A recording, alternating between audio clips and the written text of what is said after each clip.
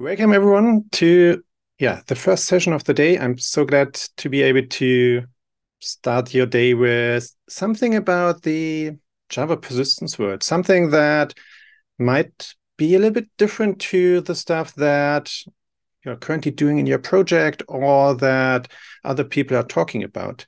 Because, well, if you listen to the discussions in the coffee corner or the complaints on Stack Overflow or social media platforms and so on, then you quite often see people who are currently using Hibernate or any other JPA implementation, and they are complaining that it can do a few things really well, but that it's not the perfect solution for everything. And well, let's be honest, is there a framework that can do everything perfectly? I don't know of any. So why should we try to use one framework for everything? Wouldn't it be better to just combine multiple frameworks that have different strengths and weaknesses and create a perfect stack? I think it is, and that is what I want to show you in the next about 40 to 45 minutes. Who am I? My name is Thorben Janssen. I'm working as an independent consultant, trainer, and author in the Java persistence niche. Some of you might know my blog, thorbenjanssen.com, where you can find a few hundred articles about these kinds of topics. And I'm usually helping teams to either improve their current persistence layer, quite often solve performance issues, or to design a new great persistence layer for a very complex business application that they might be a little bit scared or afraid of. So yeah, these are the things that I normally do. Today I want to, as I said, tell you a little bit about the different options you have to create a perfect persistence stack. If you have any questions during this session, please post them in the chat. I'm just open it on my second screen, and I will do my best to answer these questions immediately during the talk, or sure, we will have a few minutes later on to discuss your questions. If any questions come up after the talk, you can see my social media links in the bottom right corner here on the screen. Okay, so let's dive into today's topic. I guess that most of you are currently using a JPA implementation. Either you're using plain Hibernate or maybe Eclipse Link, or maybe you're using Spring Data JPA as a framework that's sitting on top of, in most cases, Hibernate. And there's a good reason for that, because the JPA specification and Hibernate provide good developer productivity, because we get an automated mapping between a record in a database table to a Java object. And these objects are managed. That means we no longer have to write simple create, update, or remove statements. All of this is handled by the framework. And we can create database queries based on our entity model. So we no longer have to switch between the Java world with our object representation and then keep in mind how that's represented in the database. There we have a query language called JPQL that handles most of that. And that also provides us database portability. That means we can use the same application with different database systems like MySQL, SQL Server, Postgres, Oracle, and so on, with a few limitations, but in general, this works really, really well. And all of that is based on the entity lifecycle model. So when you read an entity from the database, you get back a managed object, for which, during the next flush operation, Hibernate automatically detects if it was changed. And if you changed it in your code, then Hibernate triggers the necessary write operations. The same happens when you persist the new entity object. When you there call the persist method, then that object becomes managed. And during the next flush, so not necessarily immediately, just during the next flush, this object gets persisted as a new record in the database table. Why is that important? Well, first of all, because it always creates a lot of confusion and worries for many developers that when you call the persist method, you not immediately see a record in the database. And it's important because from a performance point of view, it's quite often not a good idea to immediately persist a new or changed object in the database. But that would, for example, mean every time you call a setter method on an entity object, your framework would immediately trigger an SQL update statement. And well, if that would be the case, then Hibernate wouldn't have been a very popular choice for the last, I would say, more than 20 years now. And we wouldn't do this session here today. The performance would be horrible.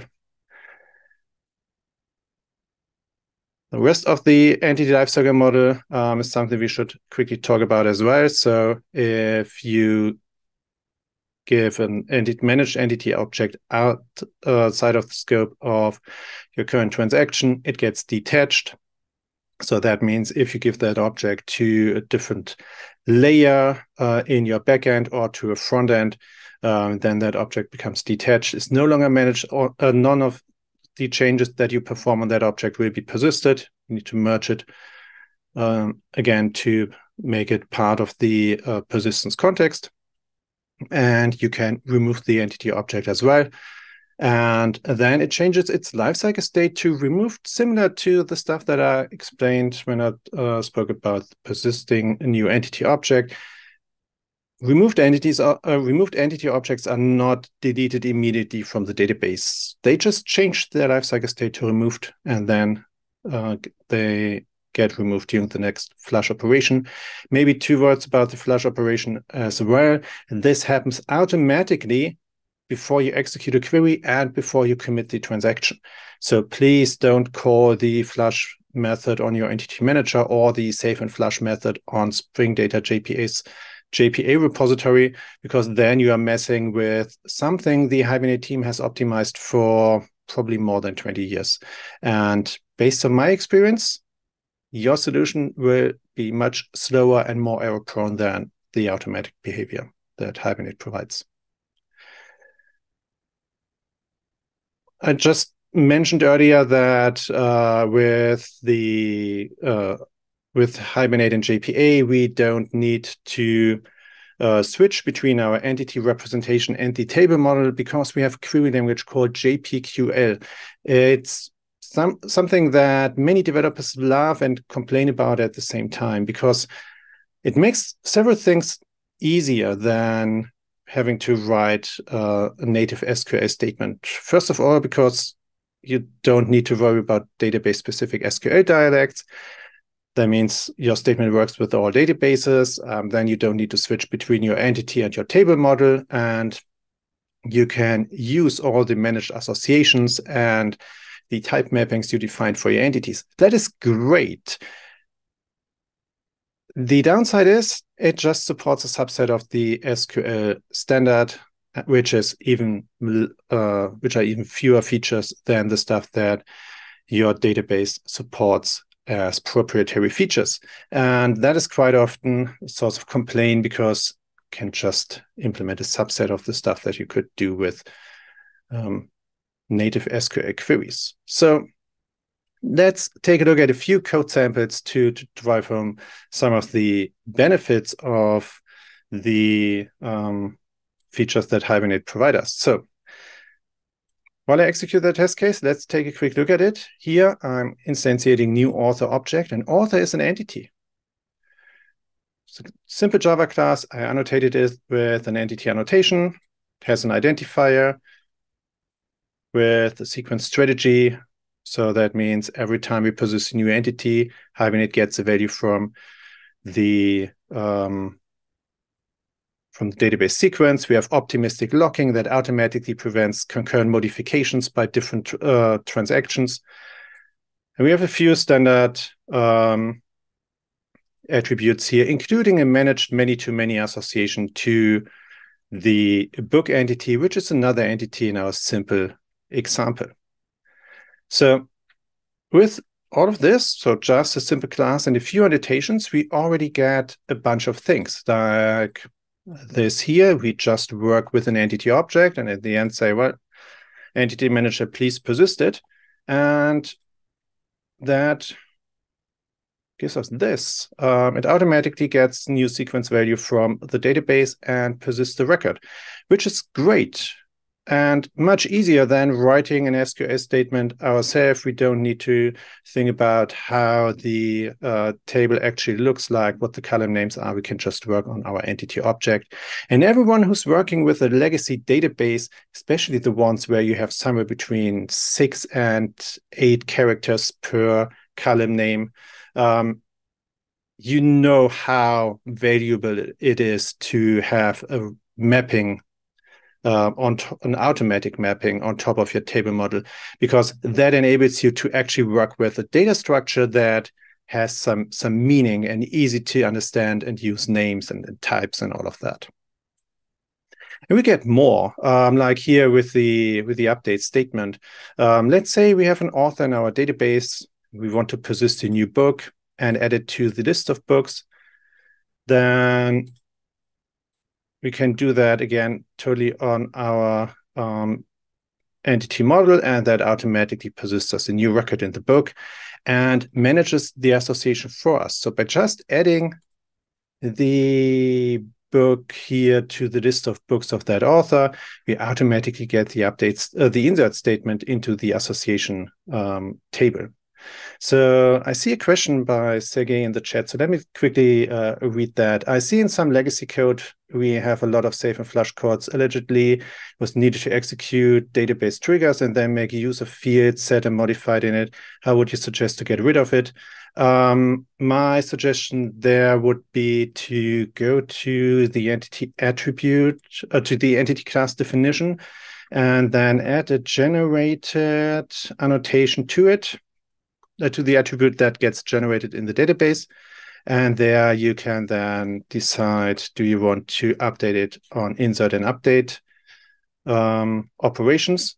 And then after that, you should be able to remove the save and flush calls, which is a much better approach than the one you seem to be using right now, because if you load an entity object twice within your current persistence context, you only get it once from the database. So let's look here. I have one entity manager with a transaction, and I'm fetching the author with ID 100 once, and then I'm fetching the same object again. And if you look at the log output, then you can see here that we just have one query. And if you look here in the output of the debugger, you can see that A1 and A2 are exactly the same object. So there we just got two references to exactly the same object, which is one of the guarantees that the JPA specification provide to us, which ensures that there's only one object representation for each record in the database in the context of one of our current session. And that means you don't need to worry about fetching the same object multiple times from the database and then keeping all of them in sync, of making sure that you're not working with an outdated reference, because there's just one. One of the simple benefits you get of this managed lifecycle handling that I just showed you. Okay, someone asked, what if you want to refetch the entity from the database? In that case, you could flush and clear your persistence context. This is one of the few situations in which you need to flush programmatically. That forces Hibernate to write all changes, pending changes to the database, and that clears the persistence context. And after that, you could just refetch everything. What else could you do? There is a refresh method.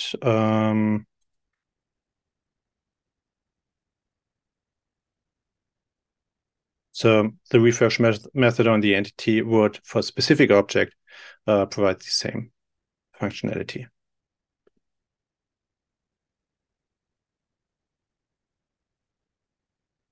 And what else can you do? So you can write a query based on your entity model using JPQL. As you can see here, it looks almost like SQL, right? The only difference is this is an entity name, not a table name. This is an entity attribute name, not a column name. And well, you can use as mapped associations between your entities. That's great and comfortable. And can also tell Hibernate to join fetch the association within that query, so to make sure to get an author with all of their books.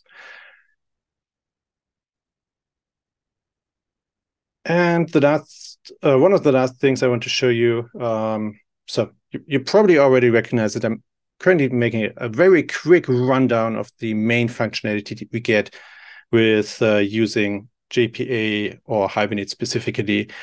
And the main reason for that is that I want to remind you why it's useful and beneficial to actually use JPA and Hibernate, because we get a lot.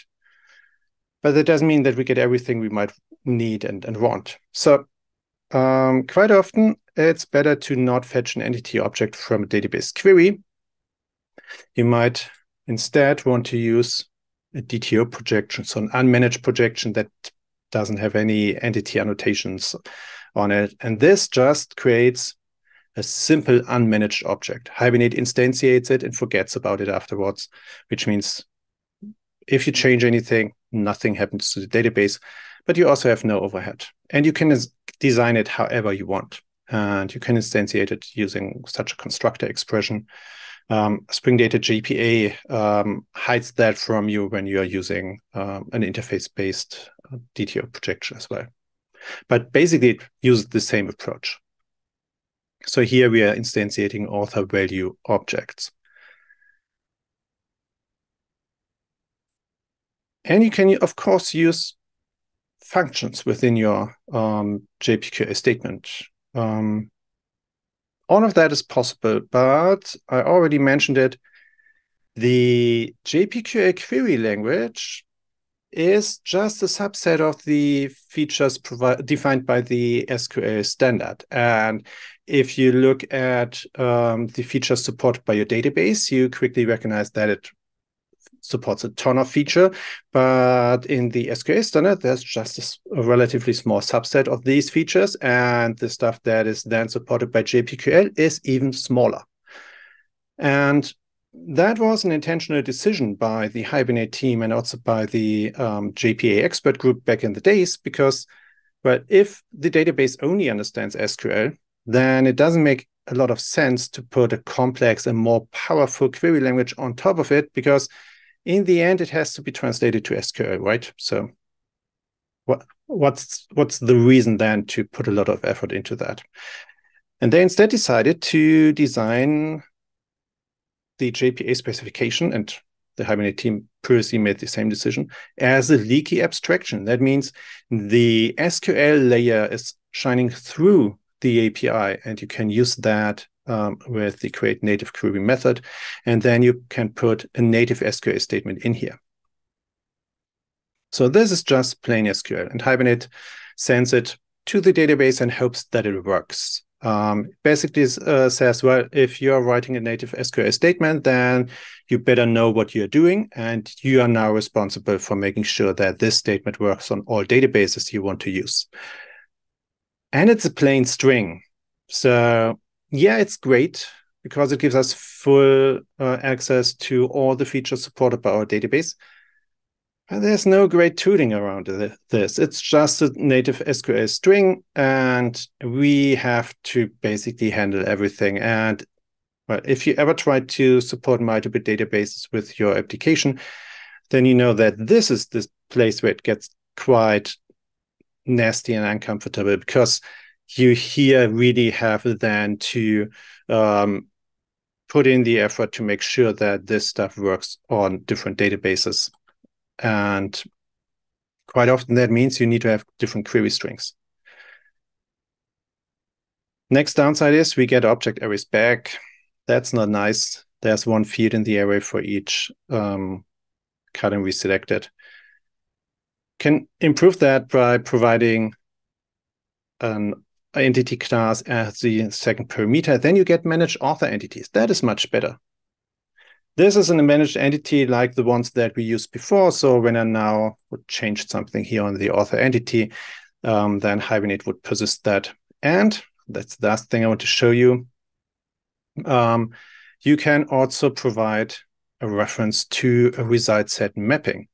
I did that here in a quite simple example where I just select the ID, first name and last name of the author, and then I reference an author value mapping. And if we look at the author entity, you see the result set mapping definition here. I define a constructor result mapping, tell Hibernate I want to instantiate an author value, and these are the parameters I want to give into the constructor call. So we start with the ID, the first name and the last name, and this is exactly what we need here to call this constructor. This is important because we will use it later on as well.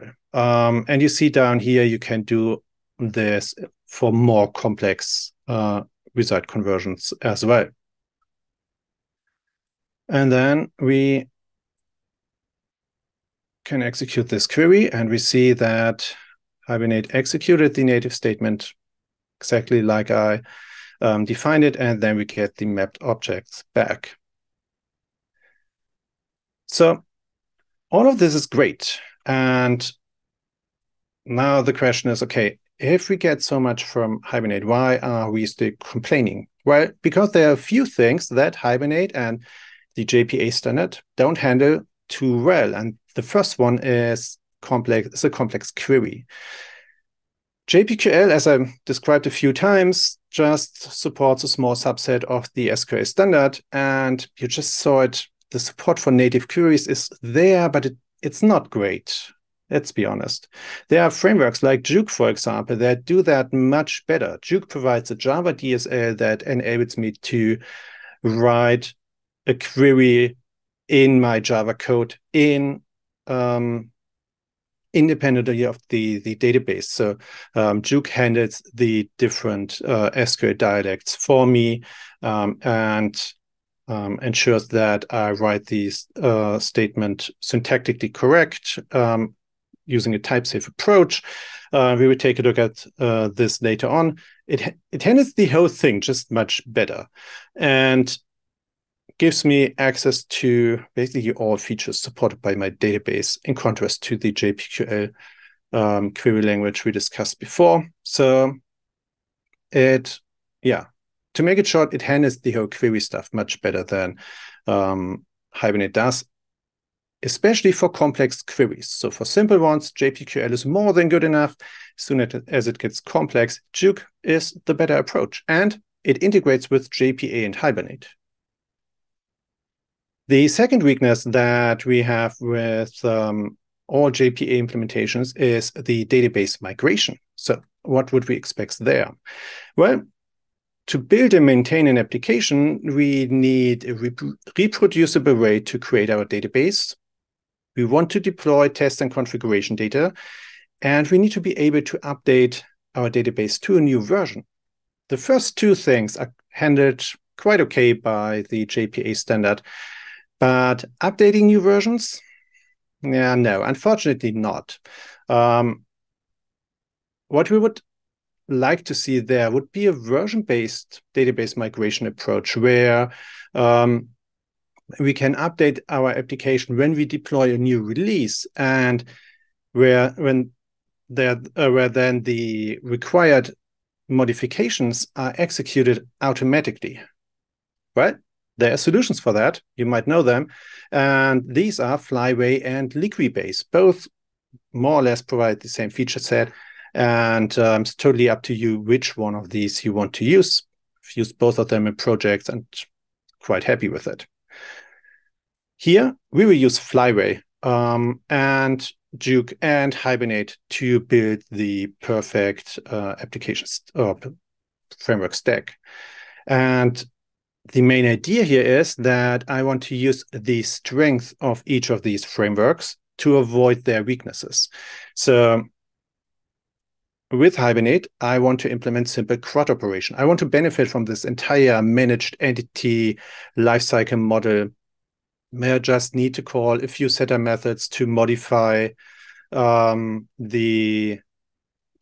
to modify the record in the database.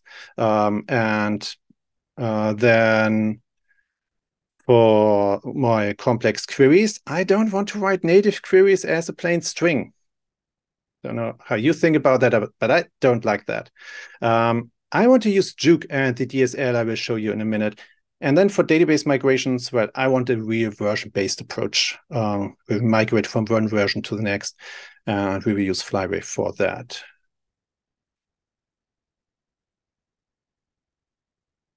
Okay, so let's dive into the details here and start with the version-based database migration, because without an initialized database, we can actually do nothing, right? So let's use Flyway first. Flyway provides an automated version-based database migration approach, which means you define multiple versions and provide the update scripts to basically bridge the gap between these versions. So just perform the data updates Required. And Flyway finds these different migration steps and so Flyway finds these different migration steps and automatically executes them for you. And it can execute that via the command line client, via a build tune, for example, Maven. We will use that in a minute. Or as part of your Java application, we will use that as well. If you're using Spring Boot, especially the last step is very well integrated. But if you're using plain Java, then you can see here, it's just a few lines of code. It can be easily done within your code as well. And to do all of that, we need a few migration steps. We put them into a folder, and yeah, you need to format the file name in a specific way. Like here, starts with the v for a new version definition, then major version _ minor version, and then 2 underscores, and then the description of the update, which you can then later see in your database as well. So let's give that a quick try. Here you see my migration scripts and the file system. You can see here that is the create database script. It creates a few database tables and sequences, and then I just perform an update on my bookstore table and a column, and set some default value there, and do a few more updates. So let me quickly shut down my Docker container and restart it, because that gives me a clean database. That is. And let's now run one of the basic test cases we had before. And during the preparation of these test cases, I execute exactly the lines of code that I just showed you on the slide. So I configure my Flyway, provide it with a data source, and let it migrate my database. What does Flyway do? Well, Flyway found 4 migration steps, 1, 2, 3, 4, all the ones that we have here. It checked my database schema, didn't find a version table, and recognized, oh, this is a totally new database. Okay, so we have to execute all of them in the right order, and it does that here. Create database, add price, rename price 2. So these are the steps, these steps that we just executed. If this would have been a database where we are already on version 2, then Flyway would have recognized, okay, database is on version 2. We just execute these 2 here. And every time I'm now running the test case again, Flyway recognizes schema is in version 2.2. There's nothing to do here. Okay, let me quickly take a few questions from the chat. SD asks, are the Flyway SQL the same for all databases? You can provide database-specific migration scripts and configurations if you need to. And How about an undo rollback if you move back to an older version? Well, that depends a little bit on if you're using Flyway or Liquibase. You can provide a rollback or undo operations, but it's usually not recommended. I'm not a huge fan of that because quite often it provides if you need an undo, then something failed before you, or something failed during the last migrate operation, and you usually need to review that and handle that at least to some extent yourself. But yeah, depending on if you're using Flyway or Liquibase, you are able to provide an undo operation.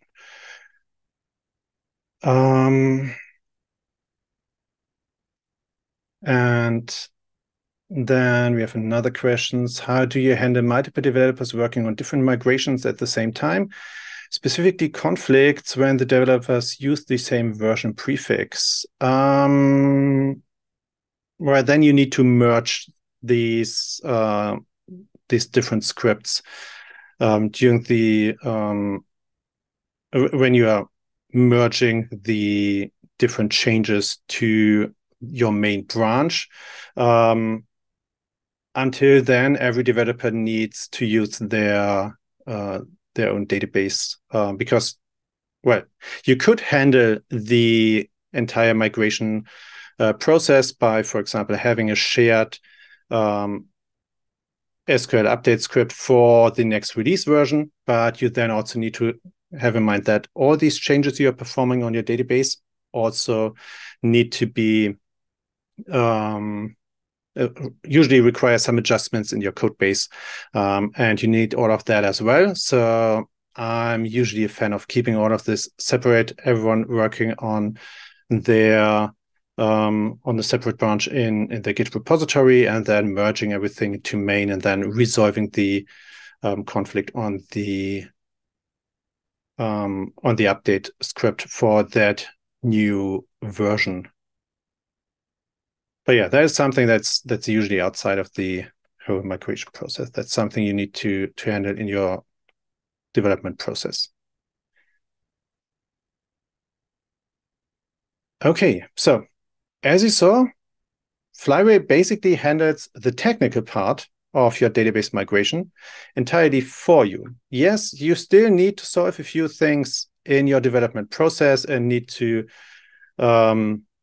merge them.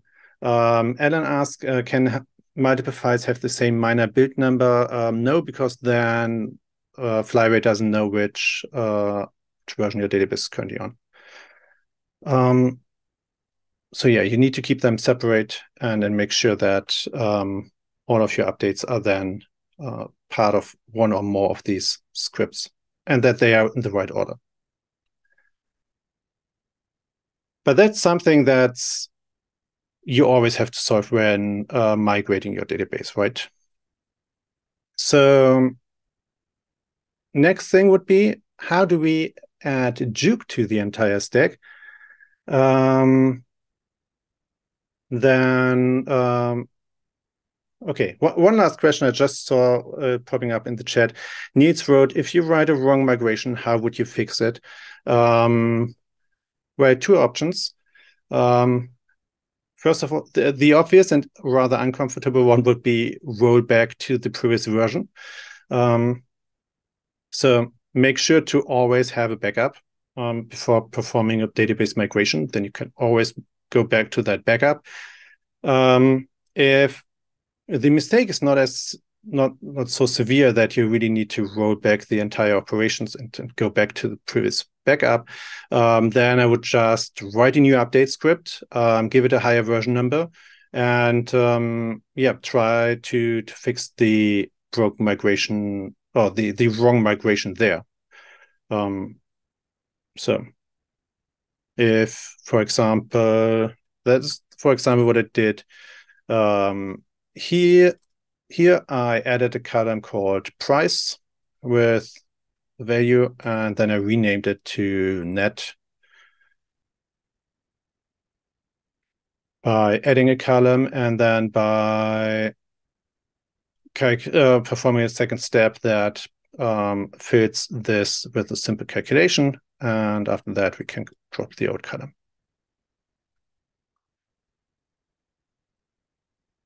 Okay, so I'm taking more questions about the Flyway stuff after the talk, but now I need to get to the next part so that we have a chance to close the session in time. So yeah, what we are now missing is we need to add Juke to the whole thing. Why do we want to add Juke? Well, we want to add Juke because it provides us a nice Java DSL that provides us the chance to build SQL queries in a type-safe way, and that encapsulates all the JDBC pitfalls and abstracts from the different database dialects. Because, well, writing SQL statements in different dialects is not only annoying, it also makes it hard to support different databases, because that means you need different statements for each database, which is something we wanted to avoid when introducing Hibernate. And Juke can do that as well. And Juke provides us with a really nice integration with Flyway that we will use in our system. So Juke provides a code generator that generates meta model classes describing the table model. And we can generate these based on an existing database. And the idea there is we use Flyway to execute our migration scripts on an H2 in-memory database. If these, if we have a version of migration scripts that are supported by H2, and then we let Juke generate the meta model classes based on that table model. So let's close all of this and take a quick look at the Juke test case. So what we want to get is, for our author table, we want a generated author class that has a bunch of table fields, one for each column in the database. And that's quite easy to achieve. Where's my build script? There. And we can do that with a few Maven plugins. You can do the same with Gradle, but I'm using a Maven build here. So I'm using the Flyway Maven plugin to connect to my H2 database and then execute these scripts here. So this gives me a database, an H2 database with a full set of,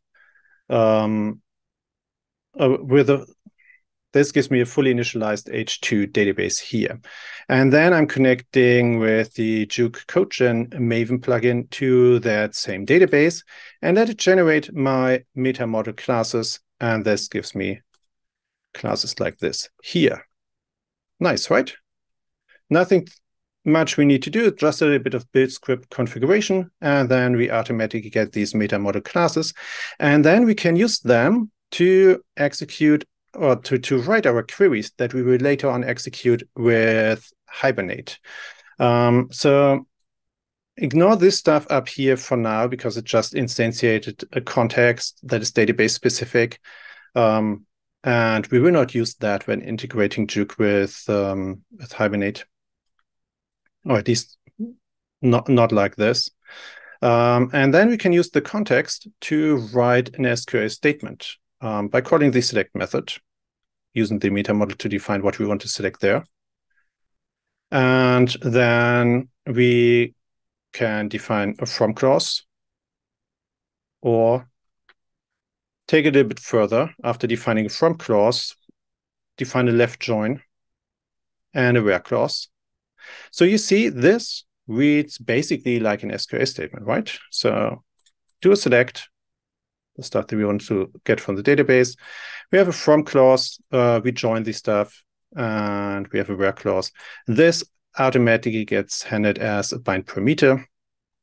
And right, you can make this more and more complex, basically as complex as you want. You see that down here, for example. We have multiple joins, one join with a subselect and a where clause. And here you can basically do everything that's supported by your database as an SQL statement. And what is even better is, due to the nicely written API here, you can actually write this easier than a plain SQL statement because you have syntax completion, and the Juke DSL ensures that that you write a syntactically correct statement in the end. So based on this, you then just need to integrate Juke with Hibernate, and that's the last part of this talk.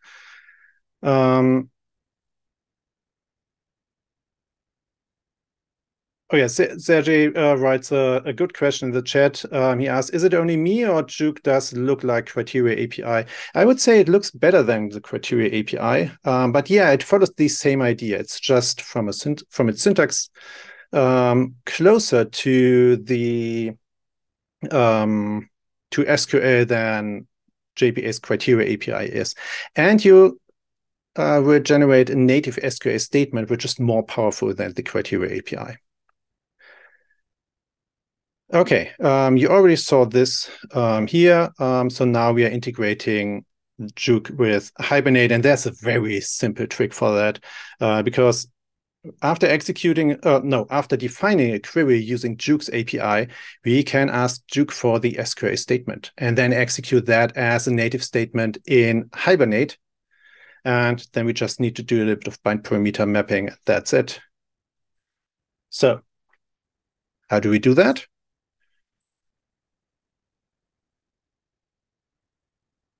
Yeah, I'm getting a DSL context for my Postgres database.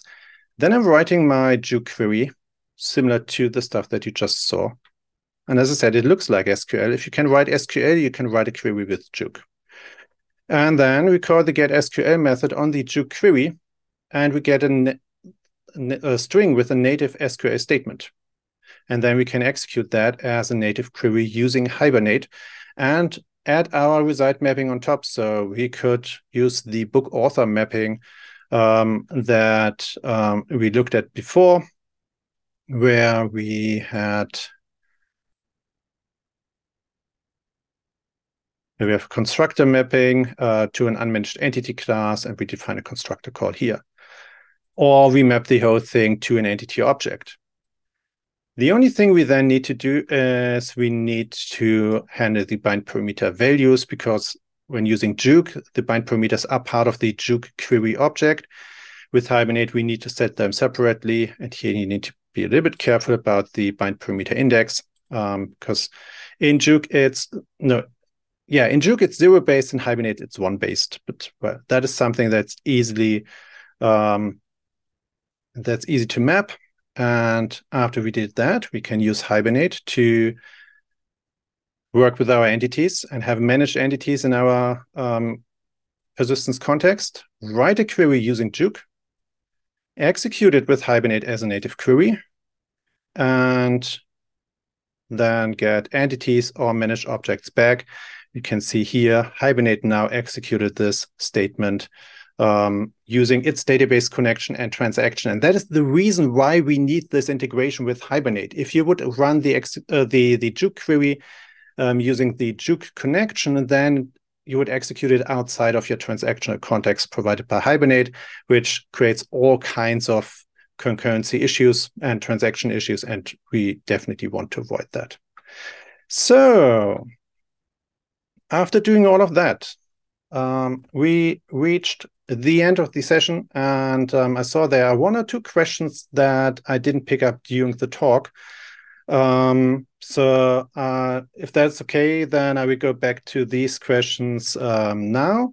But let me quickly summarize the whole thing before we end this. So the idea was that we are not trying to use Hibernate for everything, because there are certain things Hibernate can do really well, but others that it's not so good at, like any other Java library, right?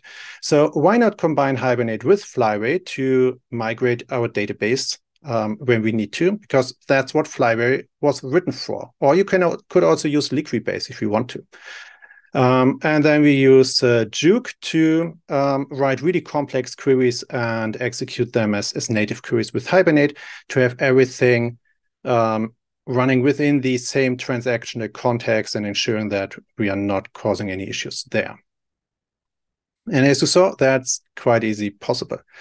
So yeah, I would go over the questions in a second. If you liked all of this and want to hear more from me about how to build good persistence layers, then I invite you to check out the Persistence Hub, where you can find courses and multiple live events every month with me and different guests. So